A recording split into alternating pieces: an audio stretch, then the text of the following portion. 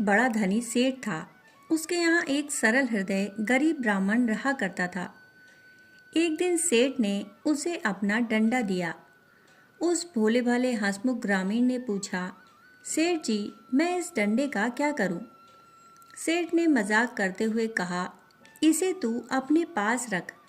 तुझसे बढ़कर कोई मूर्ख मिले तो उसे दे देना। तब तक तू इसे अपने पास रखना। सरल हृदय ग्रामीण बहुत अच्छा सेठ जी कहकर वहां से चला गया और उस डंडे को हाथ में लिए गांव में घूमने लगा। जब कभी सेठ जी उससे मिलते तब दिलगी करते हुए उससे पूछते, क्या अभी तक तुझे अपने से बड़ा मूर्ख नहीं मिला? तब तो मैंने तुझको सबसे बड़ा मूर्ख समझकर सच्ची परख की है। कुछ समय बाद सेठ जी बीमार पड़ गए।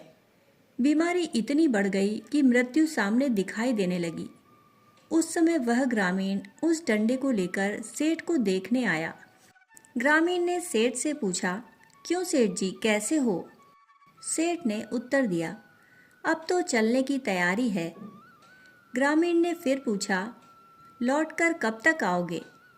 सेठ ने झुंझलाते हुए कहा, अब तो मुझे वहां जाना है जहां से लौटकर आया नहीं जा सकता। ग्रामीण ने लंबी सांस लेते हुए कहा, अच्छा, तो रास्ते में खाने के लिए भोजन और राह खर्च तो ले लिया है? सेठ ने दुखी होते हुए कहा, भाई, यहाँ का पाथे वहाँ काम नहीं आता। मैंने धन तो बहुत कमाया, पर यहाँ का कमाया धन यहीं छोड़कर जाना पड़ता है। संसार में जिसे धन माना जाता है उसे संत जन धन नहीं मानते।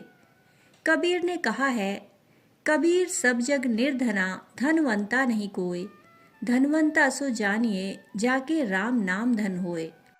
परंतु मैं तो इस राम नाम रूपी धन में कंगाल हूँ, भिखारी हूँ। इसलिए जैसे खाली हाथ आया था वैसे ही खाली हाथ जा रहा हूँ। ग्रामीण ने सेठ से कहा, तुम तो जा रहे हो, अब यह तुम्हारा डंडा किसे दूं? सेठ बोला, तुझसे कहा था ना कि जो तुझे अपने से अधिक मूर्ख दिखे उसे ही दे देना, इसमें पूछना क्या है? ग्रामीण ने कहा, तो सेठ, यह तुम्हारा डंडा तुम ही रखो।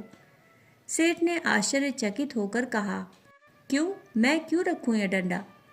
ग्रामीण ने मुस्कुराते हुए कहा, इस संसार रूपी सराय में जहाँ थोड़े दिन ही रहना है, उसके लिए धन वैभव इकट्ठा करने के लिए इतनी मेहनत की, इतना अकूत धन जमा किया, और जहाँ अनंत काल तक रहना है, जो हमारा शाश्वत घर है, वहाँ के लिए कुछ भी धन जमा नहीं किया, कोई तैयारी नहीं की।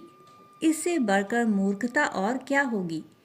मैं तो मूर्ख हूँ, परंतु तुम तो सेठ, मूर्खों के शिरोमणि हो। अब लो यह अपना डंडा और संभालो इसे। भोले भाले ग्रामीण की इतनी बड़ी सीख सुनकर सेठ का हृदय अंदर तक वेदना से भर गया। अंत समय में उससे जैसा भी बन पड़ा, भगवान के नाम का स्मरण करने लगा। हम सभी जानते हैं कि मृत्यु एक अपरिहार्य सत्य है, फिर भी उससे मुंह छिपाने की कोशिश करते रहते हैं।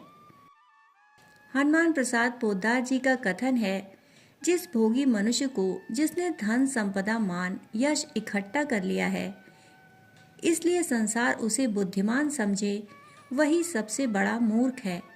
और जिस त्यागी को संसार पागल समझे, वही सबसे बड़ा बुद्धिमान है। दोस्तों, कहानी सुनने के लिए आप सभी का बहुत बहुत आभार। फिर मिलते हैं ऐसी ही एक और नई कहानी के साथ। तब तक के लिए धन्यवाद।